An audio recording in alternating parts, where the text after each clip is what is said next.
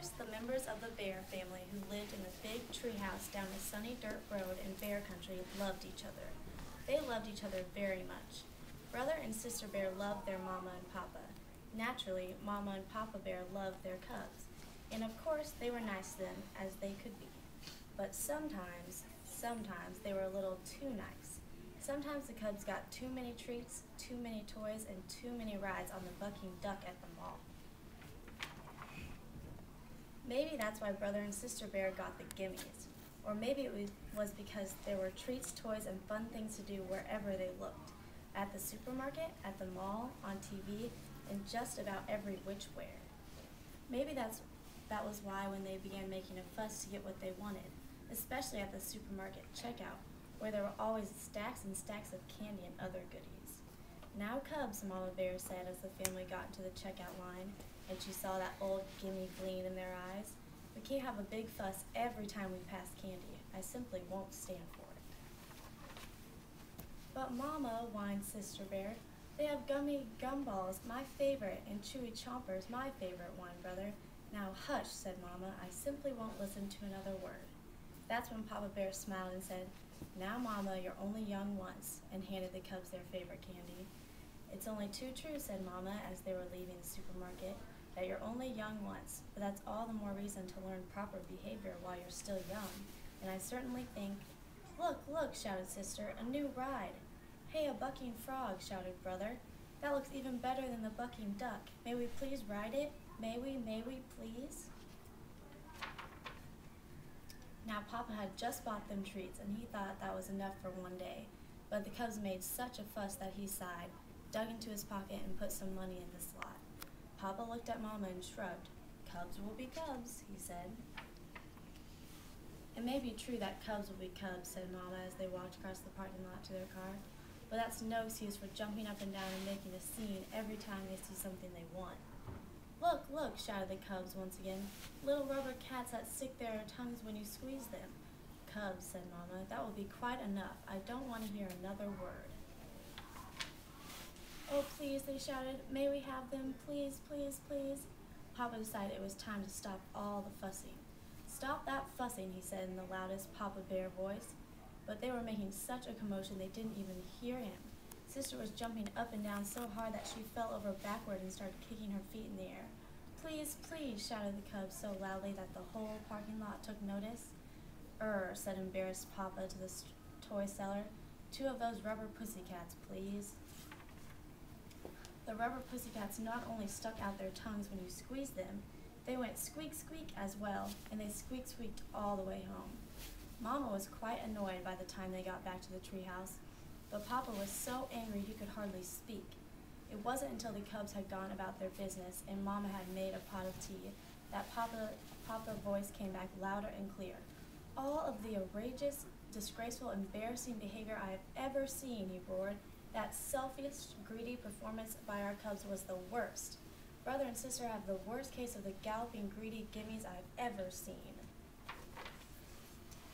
"Yes," said Mama, calmly sipping her tea, "but have you ever stopped to think about why they have the gimmies? Perhaps their greedy behavior isn't all their fault. Perhaps it's partly all our fault for giving in every time they make a fuss." Papa listened quietly. "Perhaps so," he said. "It's up to us," she continued, "to explain things to them, to help them understand why it's important not to be greedy." Then Papa called the cubs in for a talking to. He told them why it wasn't a good idea to be selfish and greedy and want everything in sight.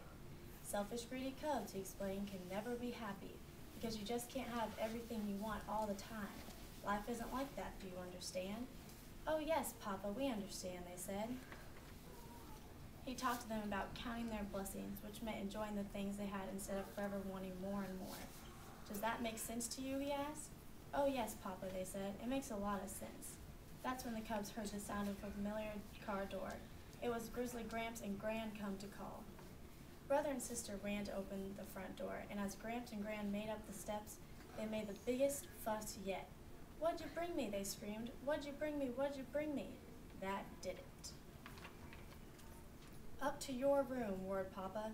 "Up to your room and no TV or treats for a week, for a month, for a year." The cubs knew this wasn't the time to argue. They scurried up the stairs and into their room.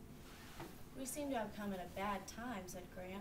What about these things we brought with us? Asked Gramps. A puzzle for brother and a top for sister.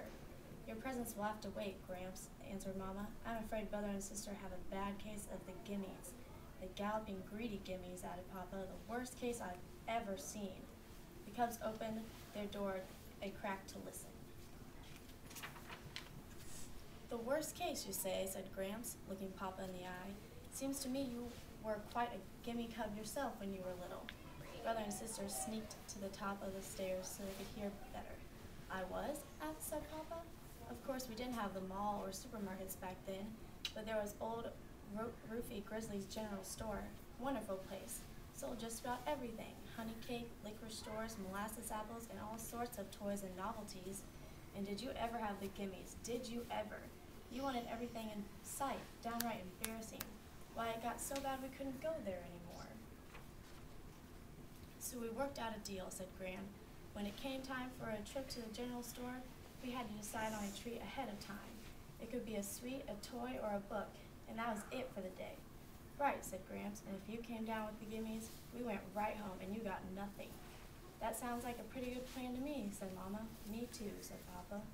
The cubs tiptoed back to their room. It sounded okay to them too. The next time the Bear family went to the supermarket, they tried the Gramps and Gran plan, and it worked. Brother decided he would get a book about dinosaurs, and Sister wanted a new box of crayons. Mama and Papa were very proud when the cubs passed the candy rack without so much as a peep. Brother and Sister were pretty proud of themselves too. But then they heard it, the familiar sound of a cub with the bad case of gimmies. The kicking, screaming cub was just behind them in the checkout line. You never heard such a fuss. What outrageous, disgraceful, embarrassing behavior, said Sister. May we leave? Yeah, said Brother, let's get out of here. And that's how Brother and Sister Bear got rid of a pretty bad case of the galloping, greedy gimmies. So, do you think Brother and Sister Bear wanted the candy, or did they need the candy? They wanted it. What about the books? They wanted it? Yeah. What are some things you need? Clothes. Water. Food. Air, yeah. So what are some things you want? Trees. You need trees, yeah. Fun. Yeah. Fun. Like what? Video games? Is that fun? Is that some things you want? Kickball. Kickball. Yeah. Recess. What else? Doggy. Doggy, yeah. Natalie? I already got food. Food? I already got hamster. You need food. Yeah, that's what you're saying? Madness, durable, hamster. Why don't we raise your hand if you want to tell her your idea. Raise your hand. A magic hat, it's like you want it, but you act like you need it. Mm-hmm, that's right. People always act like they need stuff when really they just want it. Jonathan? You need your body parts. That's true, yeah. You need hair. Yes. Okay, well, right now we're going to go back and fill out a worksheet. And there's needs and wants on there, like food and clothing and all that. So we're going to color the needs. What color should we color? Whatever you want. Blue, and the wants red. Okay? So I'll go hand that back down.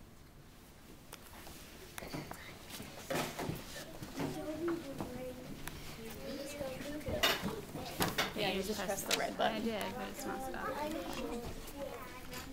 Sure, I don't have the magic. I can't believe you know what a flip video is. Now, do you want me to record while you're teaching the page? Oh, that's fine. This is What is flip off of?